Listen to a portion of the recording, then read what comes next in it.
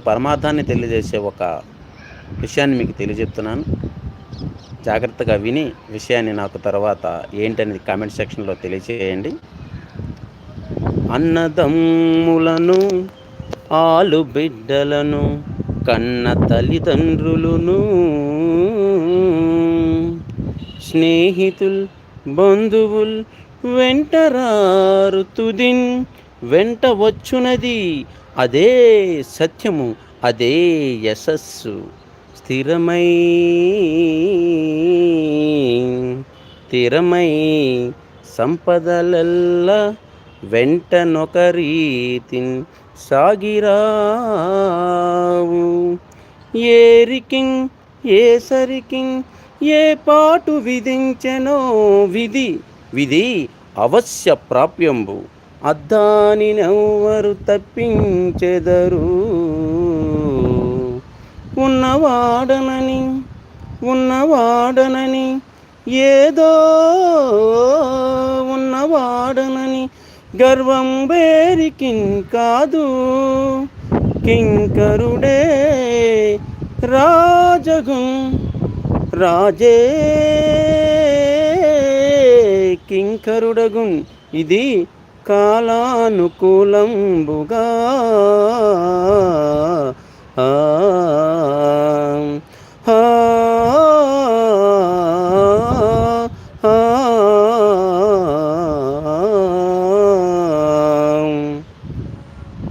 మరి సత్యానికి నిలువెత్తు నిదర్శనం సత్యహరిశ్చంద్రుడు.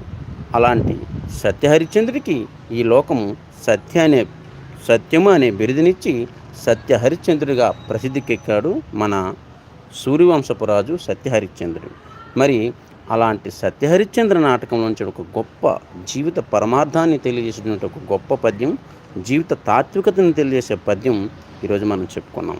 మరి ఈ లోకంలో సత్యం ఎంత సన్నగిల్లుతుందో, సత్యం చెప్పేవారు ఎంత తక్కువైపోతున్నారో మన అందరికీ తెలిసిందే.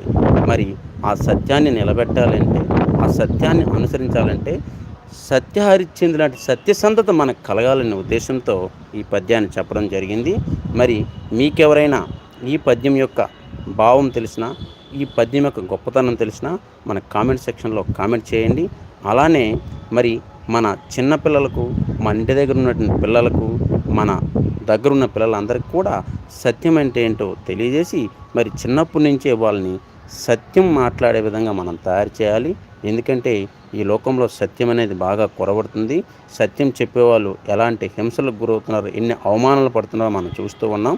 సత్యాన్ని మనం నమ్మినట్లయితే ఖచ్చితంగా సత్యం మనల్ని గొప్ప స్థానానికి తీసుకెళ్తుంది అని మనకి సత్యహరిశ్చంద్ర యొక్క జీవితమే మనకి ఎంతో నిదర్శనం.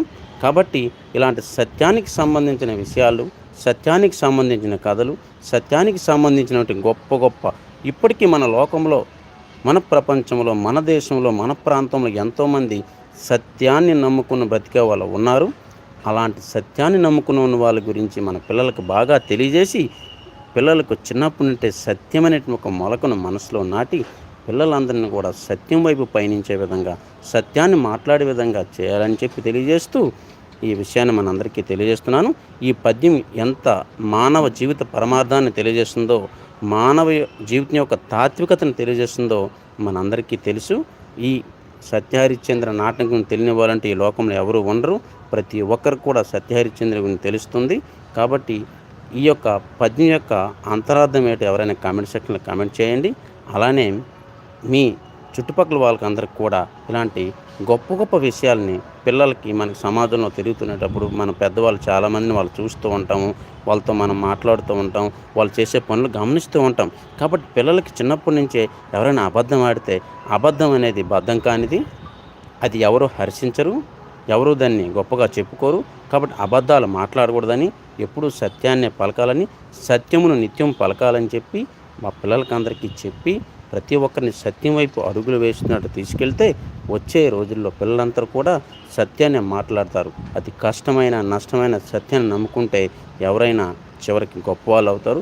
ముందు కష్టాలు పడవచ్చు, కానీ ఎప్పుడు కూడా మనం సత్యాన్ని వదలకుండా నిత్యం సత్యాన్ని పలుకుతూ ముందుకు వెళ్తే ఎవరికైనా విజయం అనేది దక్కుతుంది. కాబట్టి అందరికీ నా యొక్క విన్నపం. ఖచ్చితంగా సత్యాన్ని నిత్యము పలికే విధంగా చేయండి. నేను మీ గోవిందరావు గుంటి. భారత్ మాతాకి జై.